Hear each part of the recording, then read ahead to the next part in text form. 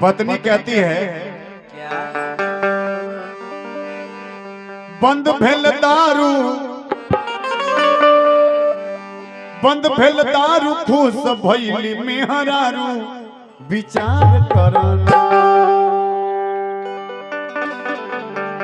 पत्नी बड़ा खुश हो गई कि अरे अच्छा हुआ नीतीश सरकार ने शराब को बंद कर दिया, मेरा जो पति पी करके रगवर खोलबे करा गए मर रंग है, फाड़ दो तोड़ दो। वो तो सुधर गया। बंद भइल दारू, खुश भइली मेहरारू, विचार करना। अब पति के नाम रहे दारू, है रे दारू, है रे मेहरारू। जय बंद भइल दारू, खुश भइली मेहरारू, विचार करना। हमर सुधर गइल दारू, विचार करना। हमर सुधर गइल दारू, विचार करना। बंद भइल दारू,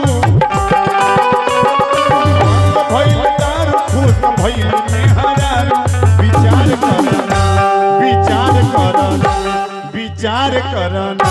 हमर सुधर गइल दारू, विचार करना। हमर सुधर गइल दारू, विचार करना। जय हो।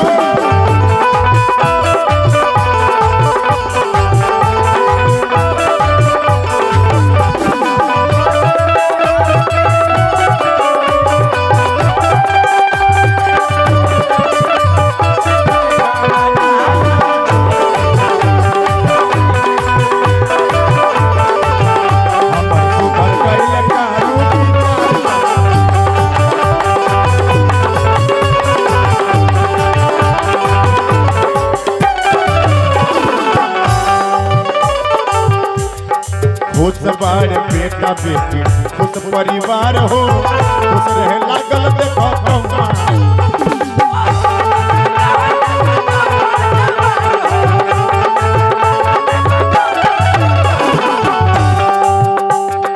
खुश बार बेटा बेटी, खुश परिवार हो, खुश रहे लागल देखो कौआ।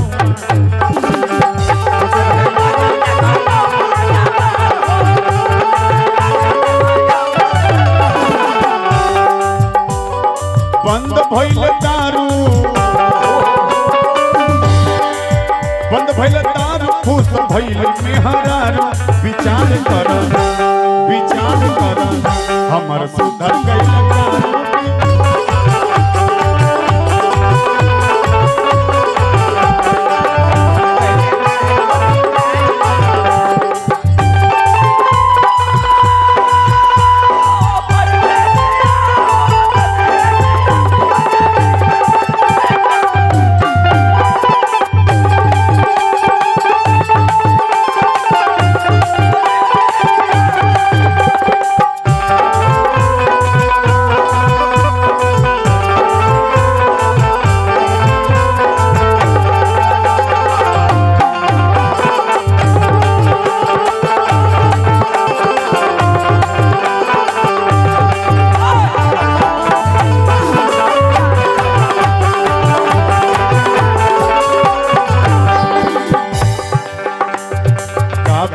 कन्हैया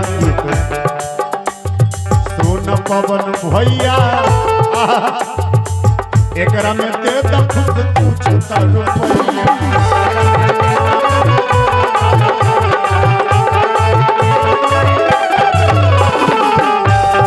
काबेला कन्हैया सेना, ए हो पवन भैया, एकरा में दे द कुछ दौड़ के रुपैया।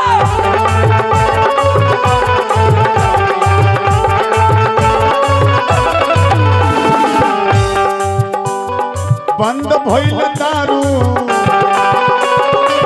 बंद भइल दारू, खुश भइल मेहरारू,